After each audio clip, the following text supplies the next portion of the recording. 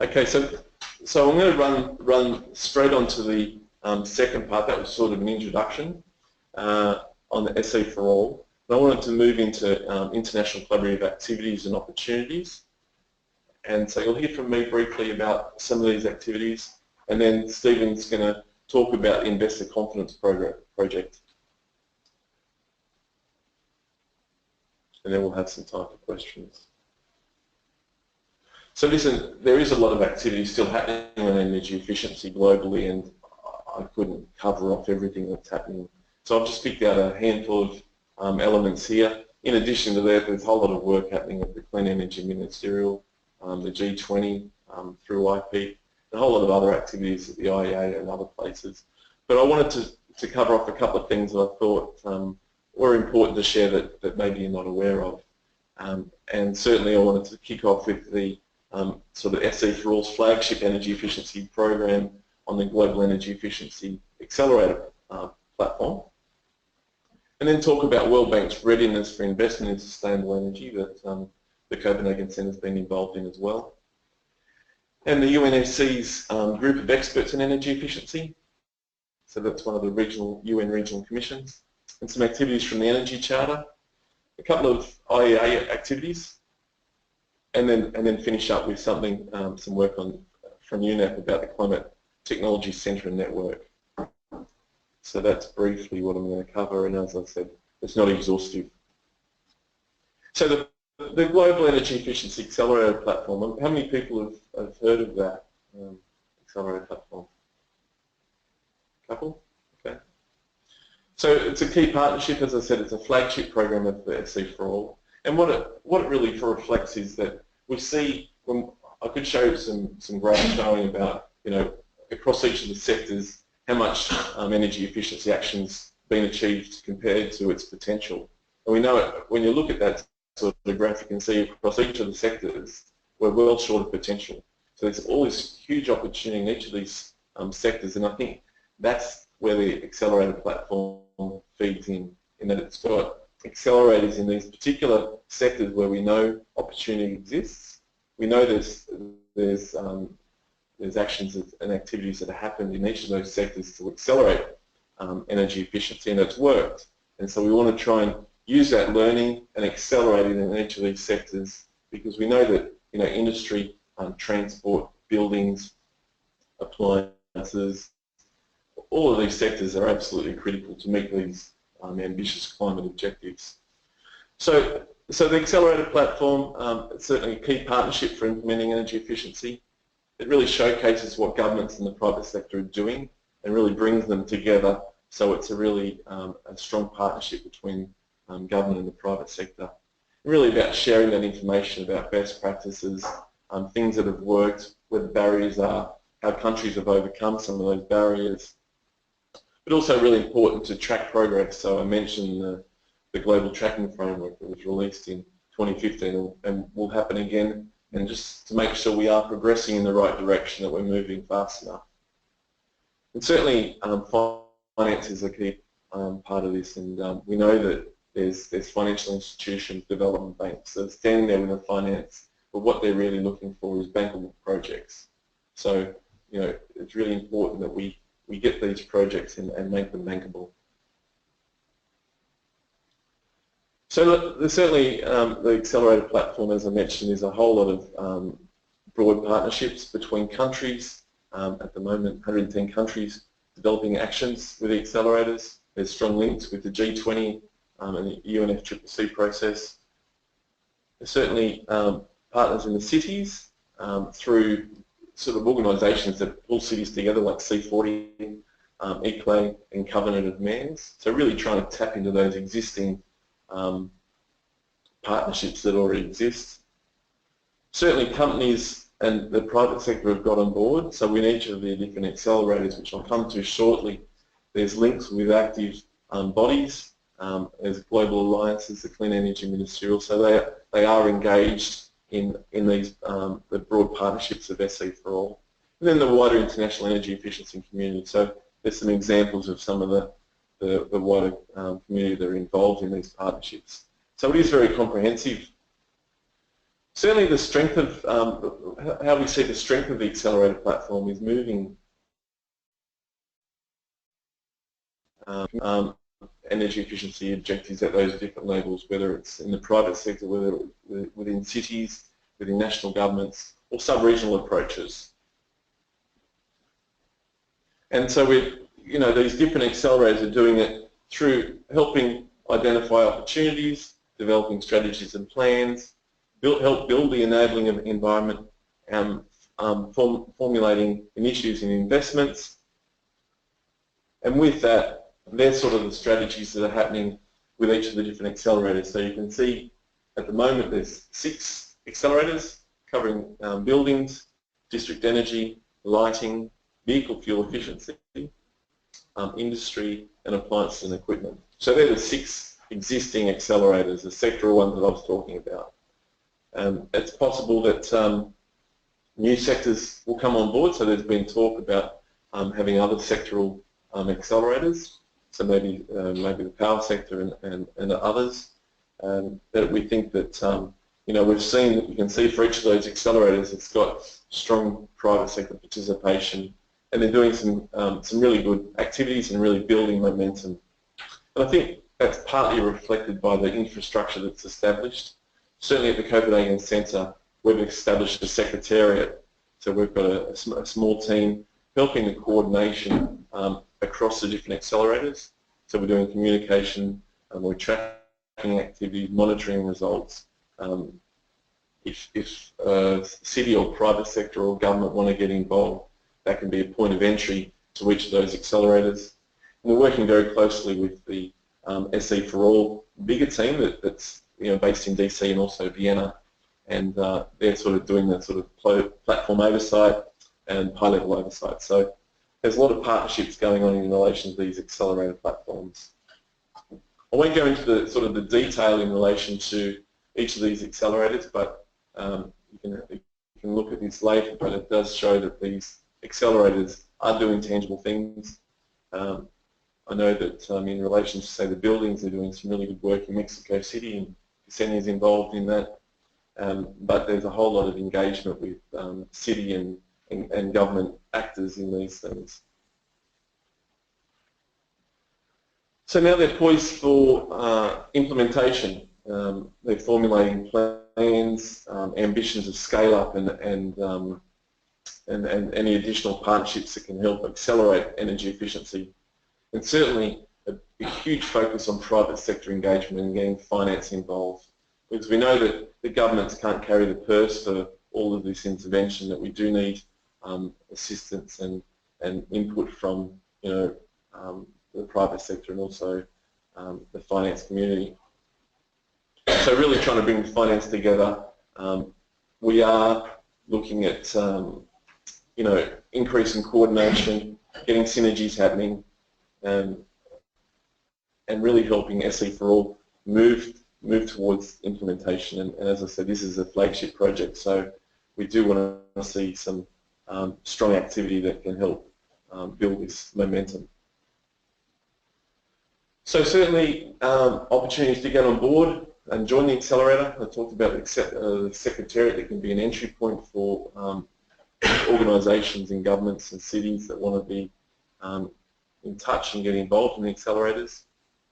We want to harness a whole range of expertise that's out there and move towards this implementation. The second one, so that's an accelerator platform. The second one I wanted to talk about was the World Bank's Readiness for Investment in Sustainable Energy. And as Usain Bolt, ready to go. So I think in 2014 there was a pilot study. So this Readiness for Investment in Sustainable Energy is really looking at a whole range of indicators across all different sectors to see how different countries are going in relation to advancing energy efficiency, energy access, and renewable energy in their country. So there's indicators and sub-indicators for those different sectors, those three different areas, and really trying to pull together information to say, well, how are they tracking? We know in relation to fossil fuel subsidies that if fossil fuel subsidies are in place, it sort of disincentivizes energy efficiency happening, so that's not very helpful. But it basically looks across all sectors. Are building codes in place? Are there standards and labelling legislation in place? Are there building codes? And so it looks at each of these different indicators in 2014. So it did it for 17 countries. And you can see that there's some countries that were doing quite well at this stage, Denmark and the US. And then there was a range of countries that were on the transition to implementation and doing some things in energy efficiency. And then there was another group of countries that really a whole lot of opportunity exists where not a lot of activity is happening in energy efficiency. So the particular score you can see here is just a pilot study of the 17 countries on the energy efficiency aspect, and you can see some of those indicators. So that was a pilot, and the idea is that over time, as countries get a higher score on the readiness for investment in sustainable energy, that private investment can then start flowing into those countries for help achieving these SE4 goals. So that was a pilot in 2014, and the World Bank then wanted to use that pilot. We modified the indicators and sub-indicators and really rolled it out to a global audience. So we went to 96% of the population, over 90% of global energy consumption, and 97% of global access deficit. So you can see massive coverage. And so in each of those countries we had all of these very detailed questions, really in-depth questions. We got a consultant from each of these different countries to fill in this detailed questionnaire to get the information together. So can you imagine it's a massive amount of data coming in to this, but also very useful. And so this is due to be released in September this year, and it's not released yet. Busy trying to finalise the report, but I did ask them for a couple of early bits of information I could share with you. As you can imagine, that there's a wealth of data coming out of this. So we've been talking about the importance of making sure that data is available for countries so they can see where the opportunity exists, so they understand that that's a really important part of this. But it should be a tool to be used by countries to say, where are the opportunities exist in my country, and maybe there's someone in my region or sub-region that's doing well on a score that maybe I could learn from their experiences. But just I wanted to show a couple of very brief results that's going to be coming out in September, and this just shows some of the share of respondent countries on energy efficiency planning policy. So it's showing that 76% of those 112 countries have got legislation on energy efficiency and an action plan in place. So that's promising. There's 65% not only have legislation in place but also energy efficiency targets. So they've got those two things. And half of the countries have also not only got legislation targets but also a sectoral target. And then 15% have a target in each of the different sectors. So they get one across residential, commercial, industrial and power. And this graph is showing the respondents, the number of countries out of 112 that have got mandates for large energy consumers, so the industrial sector. So 40, almost half have got reporting energy use on a regular basis. So we found that reporting of energy use is a really strong driver if they've got to report it, how the competitors are doing, and can help build some momentum and get some energy into trying to do more activities. 28% have audits carried out. 90% of these large energy consumers have targets, and 10% have energy management systems. And this is the last graph that I'll show you. So this is the number of countries with performance or fuel economy standards and or labels, the following categories. So you can see, so there's both minimum energy performance standards and labels. So you can see that 43% of countries have household product MEPs and labels, so they've got both those tools, and 39% have standards and labelling for lighting products. And then you can see for industrial products, 14% have MEPs and labels for those industrial products like motors, and 9% per vehicle. So there's quite a big difference between sort of MEPS labelling program, joint program for lighting and household products compared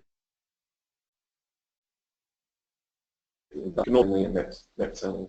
So these are a high-level bits of data I wanted to share with you, but you can imagine that on a country-by-country level, having access to that data is really going to be valuable because, you know, huge amounts of effort went into designing the questionnaire and the indicators and sub-indicators, and we really did target energy efficiency experts to fill out these databases. So I know in the case of Australia that we had someone completed across all of them because they're well experienced in that. Okay, the UNECE's group of experts in energy efficiency. So you're probably aware that there's the UN regional commissions. So the countries are allocated into various UN regional commissions. So there's 5 of them. One of those is the United Nations Economic Commission for Europe. It's got 56 member states. So it's a really good way of pulling a whole range of countries together to try and help with ambition and help share experiences. So there's this group of experts in energy efficiency. They've also got a group of experts on renewable energy and other things as well. So these 56 member states have established this group of experts. I wanted to share it because I'm actually chairing this group, and we've got good participation from the member states, and also, you know, we're trying to build interest from the private sector and other organisations. And some of the activities we've been doing is sort of reviewing energy efficiency in the region. We've analysed case studies that can be shared within the region. One of the sort of the big publications that we did recently that I'll talk about a little bit later is the best policy practices for promoting energy efficiency. So I'm going to go into a bit more detail about that later on today. We're doing some work on, there's quite a good strength in the UNECE on standards, so we're looking for opportunities to try and develop building energy efficiency standards and where it really sits. We've done a range of workshops, study tours and technical assistance. And there's been these international forums on energy for sustainable development that brings across all the 5 regional commissions to talk about energy for sustainable development, and there's been a big focus on energy efficiency. So I've participated in Tunisia and Armenia in the 5th and 6th forum, where there really was a declaration of both in Tunisia and Armenia about the importance of sustainable energy and what can we do collectively to help achieve some of these ambitions of SE for all in these climate agreements. So they want to do their share of activities and they want to be as useful and help this acceleration as much as possible. So some of the work coming out of that, and there's an upcoming forum in Azerbaijan on the 18th to 21st of October, where we're going to be also running the group of experts meeting on renewable energy and energy efficiency. But coming out of the 5th and 6th forum is some actions that they see as important on moving towards sustainable energy. So they want to work together to help develop national action plans, improve national statistics. We know that's important if you want to identify where the opportunity exists. They feel that there's a big opportunity for capacity building and knowledge exchange, and also performance standards. So there's some of the things that are going to be discussed at Baku, Azerbaijan, that come out of those earlier 2 forums. And just in relation to the work plan for 2016-17, we're focusing on 5 areas on the work program. So we want to try and get this, the know-how and best practices on energy efficiency, building on things like the publication that I'll come to shortly.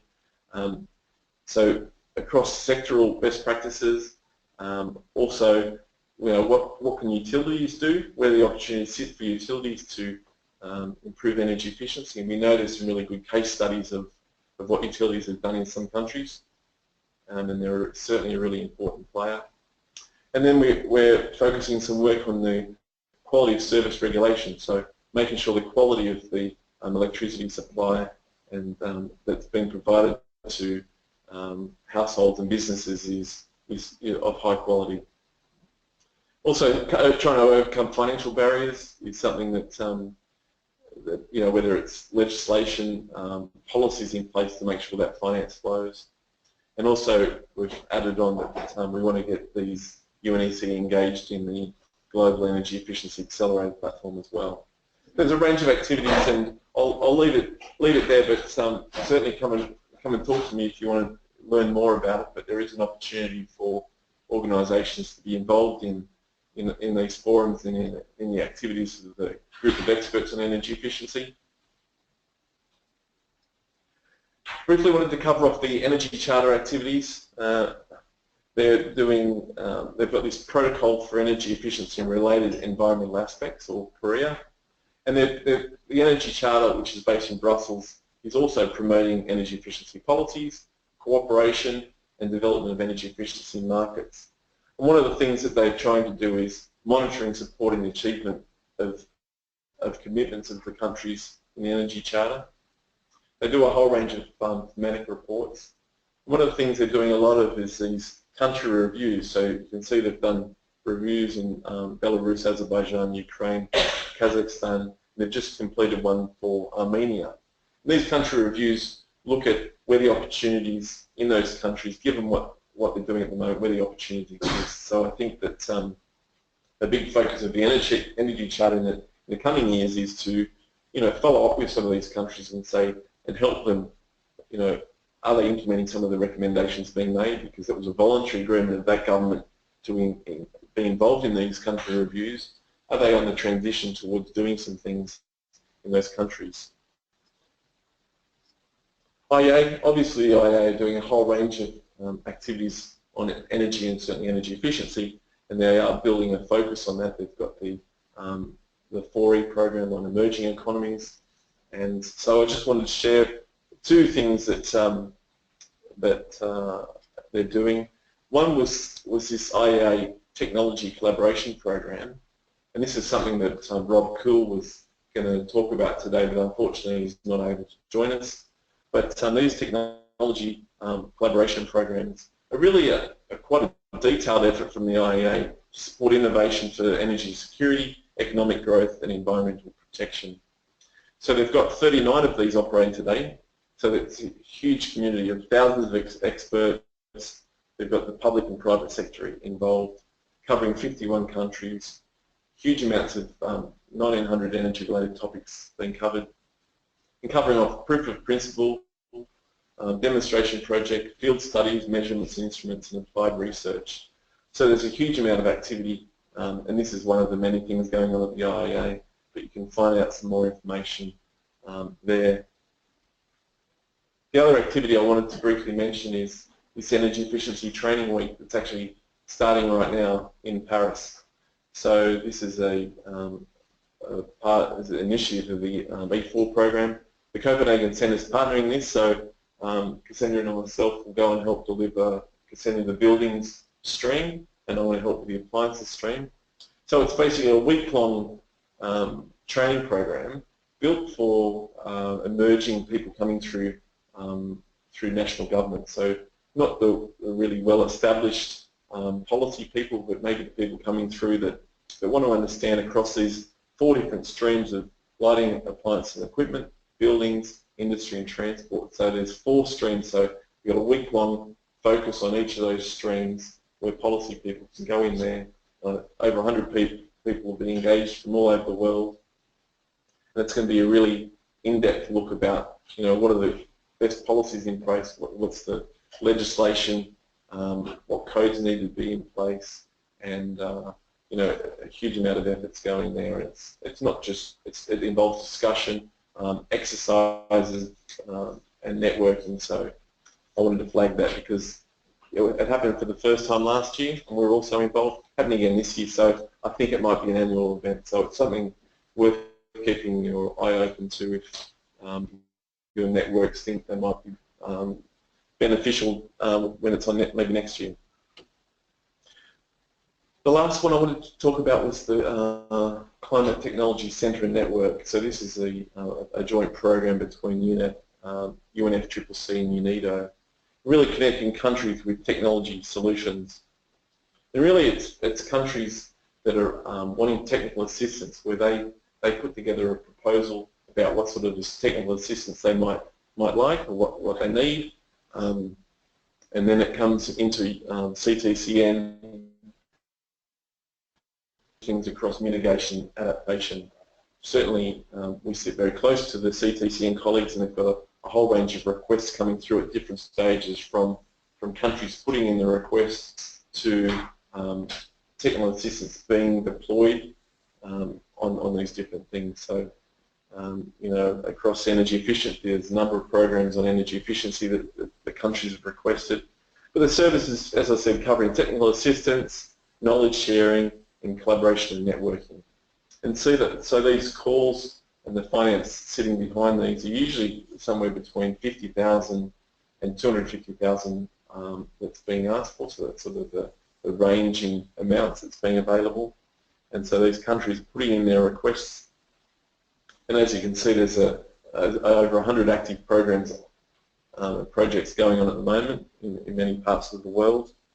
And these are some of the examples that I pulled out, some relating to energy efficiency. So you can see it covering a wide range from policies for energy efficiency, whether it's lighting, refrigerants, action plans. At the moment, Tonga's asked for an energy efficiency roadmap, so I'm helping develop a response plan to help Tonga come up with a roadmap to really move and accelerate energy efficiency in their country. So we're looking at the different sectors important to them, and that's going to be around tourism is massive, energy security, but for example, can the building stock where they've got commercial buildings and hotels, how can we improve the efficiency of those things, and transport, what can be done on their transport sector to reduce the massive cost of importing diesel fuel to these countries. There are some examples, and you can see more of these requests, but certainly if you're working with developing countries and you think there's a good opportunity to develop help them develop a request for assistance, that's something you can think about. We'll go through the process. Okay. So with that, I might invite Stephen Fawkes from the Investor Confidence Project to come and deliver his presentation.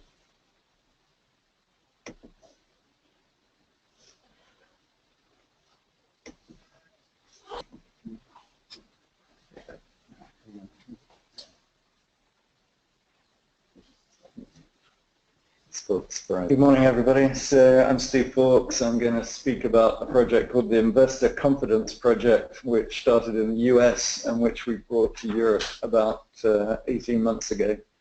It is funded by the European Commission, so I do have to just show you a quick disclaimer, but I will assume everybody's read the disclaimer. Sometime well, there's big money in energy efficiency. These great. And it actually shows two pioneers of energy efficiency. Anybody know who they are? I'll tell you, it's Matthew Boulton and James Watt. And James Watt did not invent the steam engine, as you may have read in your school books. He invented a more efficient steam engine, which Matthew Boulton commercialized. And interestingly enough, they used shared savings to sell it. So it was an early ESCO energy performance contract in the 1700s.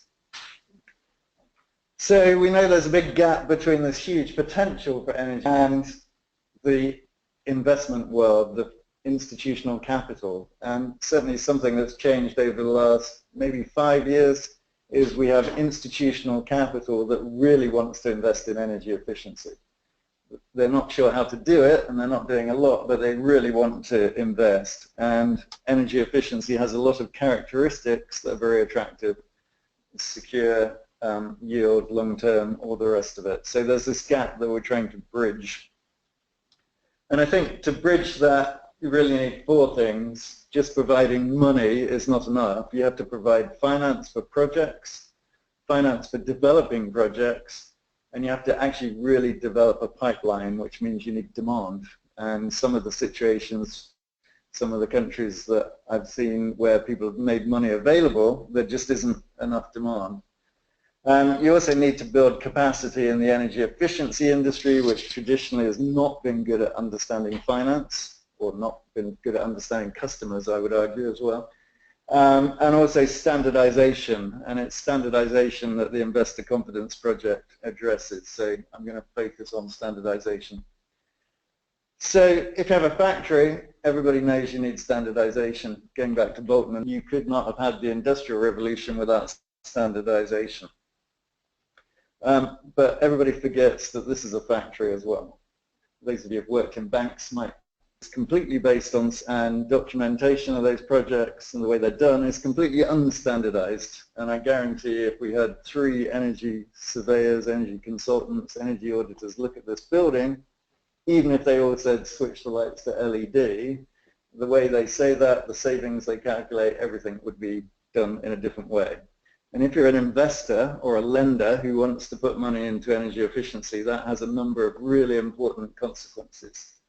First of all, you've got more risk, because every project you look at is done differently and you don't know what the outcome is going to be. You've got uncertainty, which in itself limits demand. Even in internal projects that are using internal corporate capital, the uncertainty about the outcome creates a problem for CFOs. And you have high transaction costs, and that's really important because energy efficiency projects are tiny by the standards of institutional capital. Even the Empire State Building, which everybody knows was a great energy efficiency project, wrapped up in a bigger refurbishment project, but the energy efficiency bit of that was only $13 million. Now, there are lots of banks, institutions that just can't get out of bed for $13 million. It's not worth it. So these are tiny, tiny projects. And it also means if you're a bank and you want to build capacity in this area and you want to deploy capital, it's really hard to build capacity, human capacity, around ad hoc processes. You could hire an energy efficiency specialist and a financial specialist and put them together and you might get some deals, but you don't get volume, and it's volume that we need. And also it's difficult to aggregate projects, and we need aggregation because these projects are very small. We need to aggregate projects and then go to the debt capital markets, the bond markets and so on, but the bond markets and the debt capital markets only operate at, say, $200 million and above, and even that's small. So you need to aggregate a lot of projects, and you can only do that if you have standardization. So the Investor Confidence Project standardizes the process of developing and documenting a project right from the start, right through to implementation, through to measurement and verification. And it's not about inventing new technical standards, because we have lots of technical standards in every country. It's about standardizing the best practice in development and documentation so that when a bank or an institution looks at a project, it can be confident that the project has been developed to best practice. And best practice may use different technical standards in different countries, but it still follows a standardized process. So it's about standardized process and standardized documentation. In Europe, we now have 6 protocols published. These are all open source. They're all on the website. Anybody can use them. And they cover different types of buildings, tertiary buildings and apartments. And they cover different sizes of projects, from very large projects where you typically would use dynamic simulation, right through to single projects like change the light bulbs or change the boiler or whatever. So those protocols are out there. They're now being applied.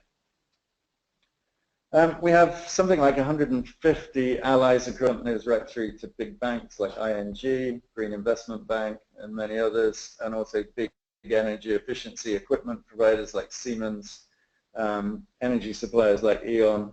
So there's a lot of support and momentum behind this project, and any organization can sign up. It's completely free. Just go to the website and sign up. So we're in countries at the moment, seem to be 8 countries. As I say, we've been doing this about 12 to 18 months, so it's still early.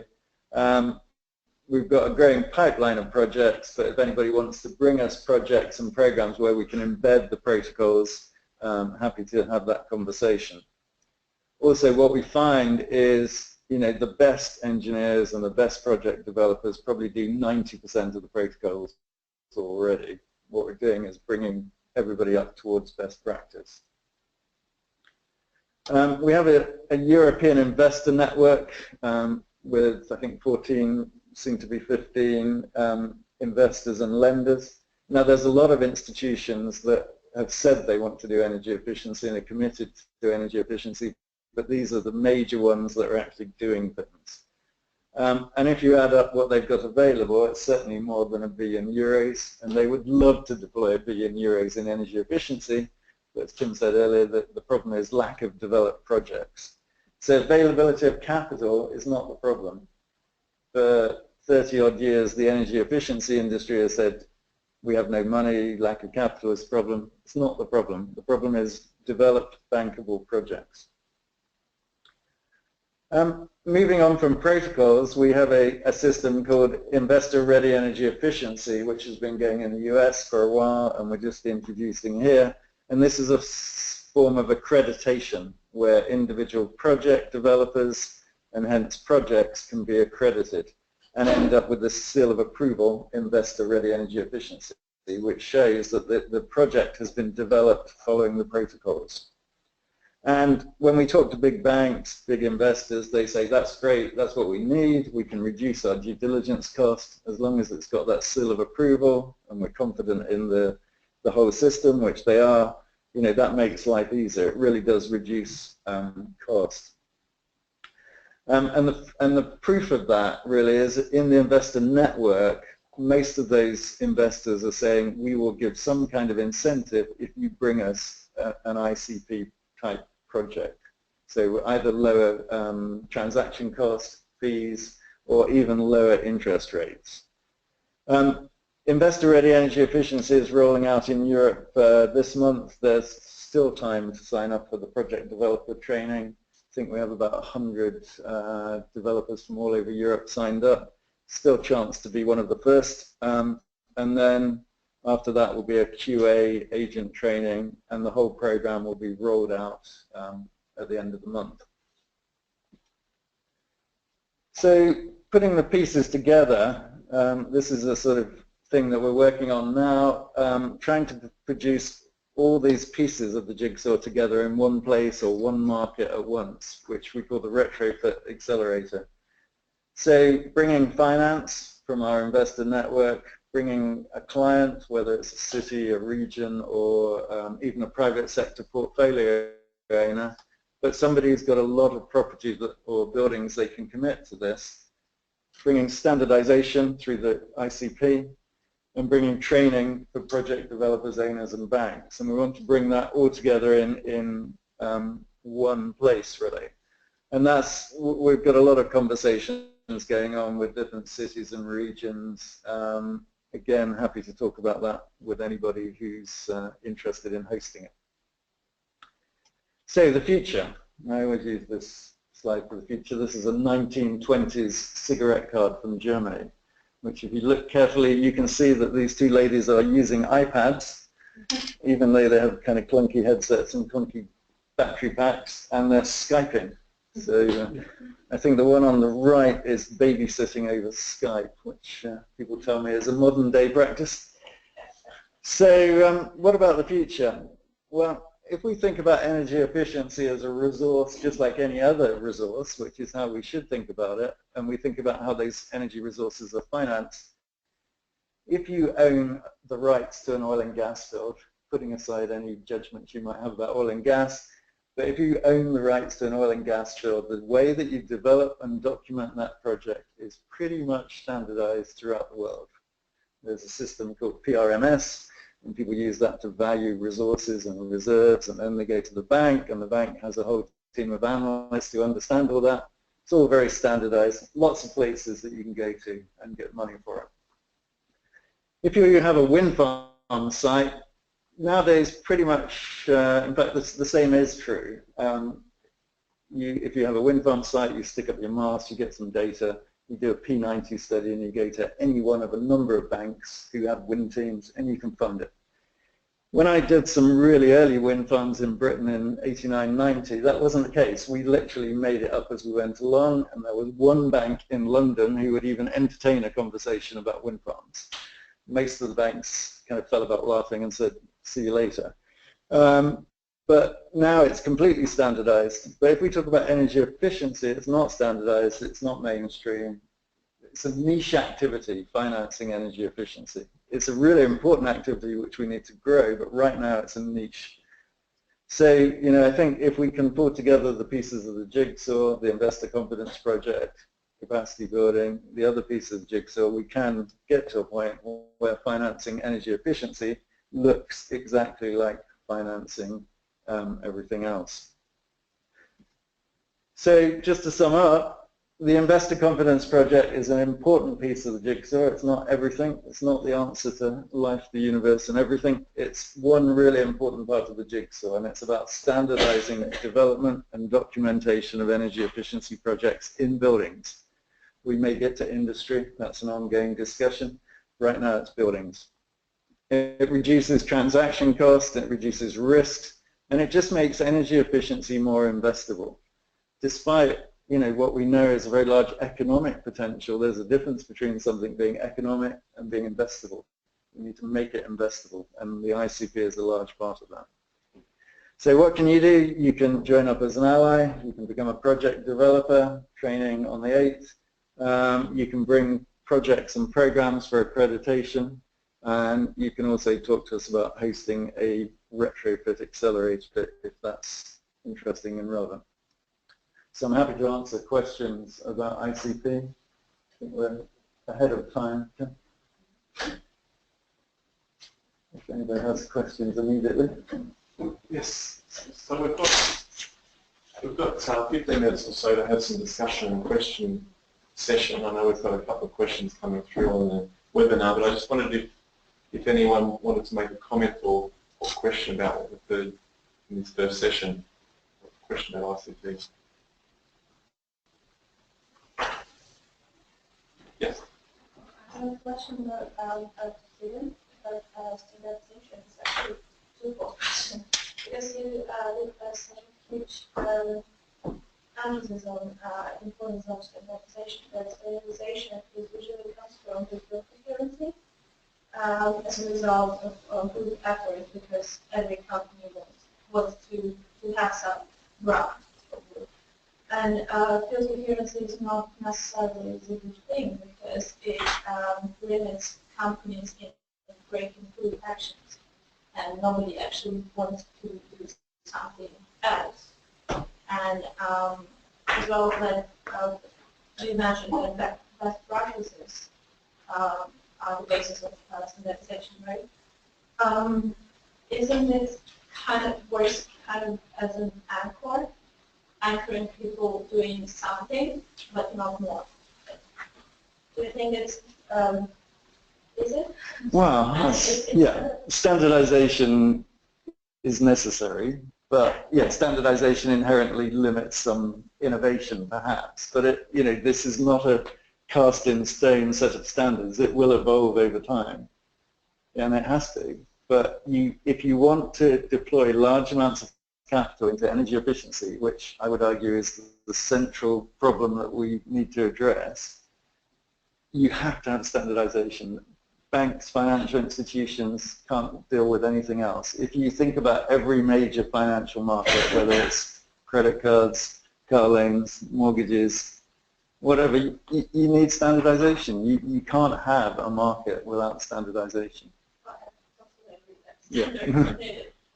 What I mean is, when there is some actions to make this standard flexible and dynamic and to improve during the time quite quickly, when the best practice is not the best anymore, to put it into the standard as soon as possible. Yeah, absolutely. And the way that we've developed these standards is there's something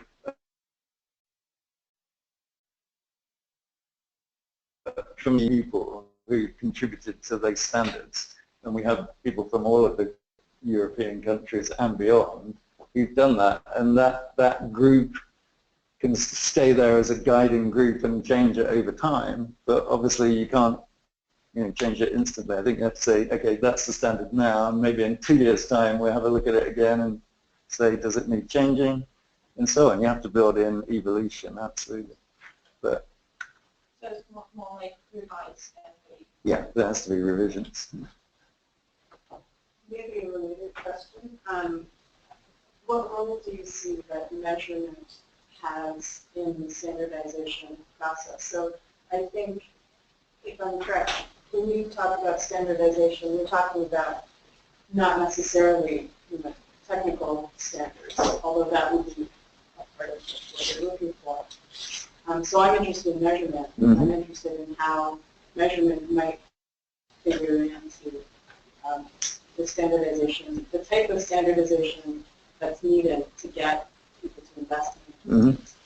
Mm-hmm. Well, you mean ongoing measurement and verification of results? Yeah. So the back end of that process diagram was measurement and verification, and every protocol has a section about M&B, which is heavily based on IPMVP, but you could argue it goes beyond that. And that's where even the best practice people often fall short, as we know. IPMVP has been there a long time, but it's actually not used as much as it should be. So measurement and verification is critical, and then once you get external capital applied to it, and this is already happening in the US, there are cases where financial institutions are linking the M&V to the loan servicing, so that if the savings are going down, the loan officer's not going to be a technical person, but they get a kind of red flag that says you might want to get somebody to look at this because the results have gone down, and that's putting your loan risk has gone up. And that, when you talk to financials about that, that gets really interesting. So to me, that's probably a bigger driver of measurement and verification than anything else that we've got. And a related question, when you talk about aggregating, so as a financial person, yeah, you're looking at 250 million, and that could represent, hundreds maybe of projects. Could be, yeah. Yeah, it could be everything from 10,000 little lighting projects up to 10 hospital projects or something like that. But even at 200 million, it's like, okay, well, we might do it because we're keen on energy efficiency. But the major part of the debt capital markets, that's still a tiny amount. So is there a gap? Do you think that there's a gap in the IPMVP in terms of scaling up and aggregating? How to handle aggregation, mm-hmm. what size should be looked at? Yeah, I think there is, and there's some really interesting stuff going on in California with the new legislation about metering efficiency and some models that are kind of using statistical analysis to look at energy savings over big portfolios of houses, and then using that to become a resource, much more of a callable resource, a dispatchable resource, if you like. So, yeah, how do you measure, aggregate portfolios and performance of portfolios? The other work that we're involved in, which I didn't mention, is the whole project of the Energy Efficiency Financial Institutions Group, which is backed by the European Commission and UNECE. And we're doing two things there. One is building a database of project performance so that investors can look at project performance and say, okay, you're asking me to invest in LED lighting and you're telling me it's a 3-year payback. Let's look at 50 other projects that have been done and see what the performance actually is. So that's one part of it. And the other part is about standardized underwriting of energy efficiency projects, which is about two things: understanding all the value streams, so that includes energy values, but also non-energy values like asset value, health, and so on, and also all of the risks, because so even the financial institutions that are starting to do this, they don't actually have much capacity for understanding the risks. And again, despite the energy efficiency industry traditionally saying, oh, this is all low risk, there's very little data on that. And when I first really got going on the whole financing thing, you'd have the bankers saying to the energy efficiency people, show us the data. And the energy efficiency people say, oh, we've got years of data, we've been doing this for decades, kind of waving their arms. And they say, okay, show me the data. And there isn't any data. So building databases of project performance is actually quite important. And if you think about how, you know, banks evaluate other kinds of financial institutions, exactly how they do it. Even in the US, there's 150 years of data on how people pay their mortgages. And they use that data. Okay, and they got it completely wrong in 2007, 2008, but that's another story. Okay. How do you develop the risk analysis without a fact and financial institutions initiative? Like, how do you have models? Well, I think in terms of the underwriting work, all we can do is say, look, these are the risks that you need to think about, and over time you need to build up databases of performance and risk. And, you know, there was a movement some time ago which kind of died out, but which we're trying to resuscitate, which is actually having real data, actuarial data on how this stuff actually works. And that's what you need, because when you get to that point, you can have a financeable project and you can have an insurable project, and there's more and more insurance products out there now for efficiency. But an insurance company needs actuarial data. You know, show me 1,000 projects of LED lighting and how do they really perform? That's what you need. And we don't have that data. Yeah, I think we need to build it. We need to now start building it up. And then you can say, okay, the risk of doing an LED lighting project is this, and I'm happy with that risk, or the risk of doing this is much more, and I'm not happy to do that. And you get a segregation of the market, because that's true in all financial markets. You know, people take different chunks of the risk, and people have different risk preferences. Hello. Yeah. Have you considered using, again, in your project, the standardization body like ISO?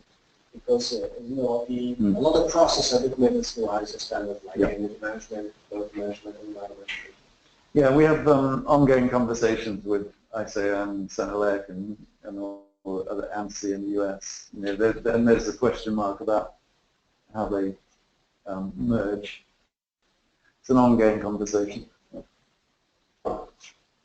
So, someone mentioned the Empire State Building with the energy efficiency being small, and yeah, standalone energy efficiency projects are small, but energy efficiency within a much larger economic development plan, whatever the thing is.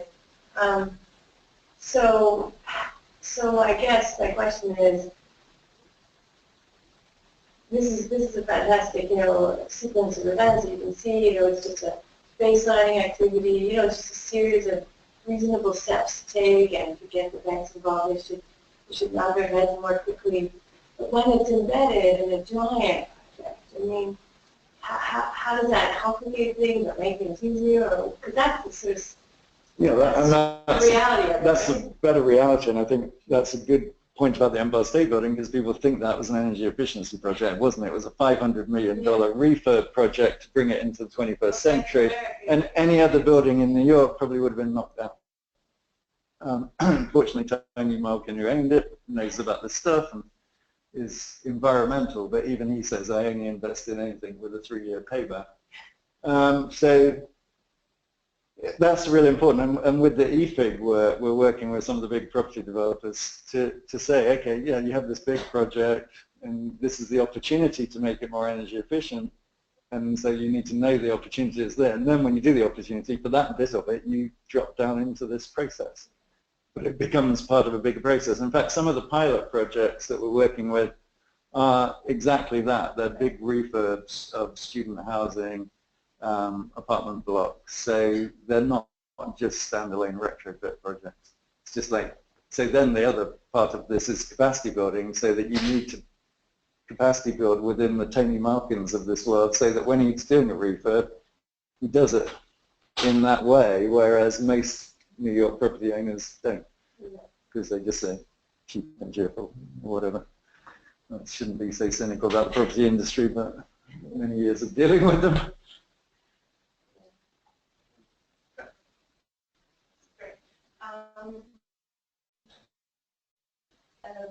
Efficiency, and then this is the question for the project that you introduced. all the projects, they work in different countries, and if you measure any efficiency of your actions, the company involves per unit of efforts, do you see any differences between the countries, and how would you explain these differences if they exist? Yeah, I think clearly there are differences. I mean, some of them are structural and long-term, aren't they? Like Central and Eastern Europe, housing is inherently inefficient because of the way it was put together. But if we look at industry, and we will be talking a bit about industry later, you know, you do get this range of performance from the best cement works to the worst cement works. And in some countries it's skewed more towards the bottom end. And so there's a real question about how do you use development funds and investment funds that exist and are funding that kind of stuff. How do you make sure, again, when that opportunity presents itself, you make the most of that potential gain, and you don't just build a cement plant that's at the low end of the scale. You make sure everybody builds cement plants that are at the top end of the scale. And that's related to the industry stuff I'll talk about a bit later, but it's also related to work that I'm doing in the Middle East, where we're influencing the existing funds to say, actually, make energy efficiency one of the criteria for investment so that we end up with more efficient buildings and more efficient cement plants or more efficient whatever. Because once you build those things, they're locked in for 20 years or 30 years or 50 years. I'd add to that, using the example of industry again, I participated in a workshop in UNECE recently where countries came and talked about the application of energy management systems in their country and talked about the sort of the energy savings and how much the program costs, and the huge difference between the sort of some of the impacts some countries are having compared to others and the costs associated with that. Those examples, when you get those people together and sharing that experience, it's really valuable, but it just shows how different it can be from different approaches. So I just think promoting some of those best practices and sharing examples of what works, but also what doesn't work, and often that's not talked about, and I think there's huge lessons to be learned there too. Yeah, it doesn't matter what sector or subsector, there's a spread of performance of energy per whatever, and you know, just reducing the spread would make a huge difference. Forget new technology.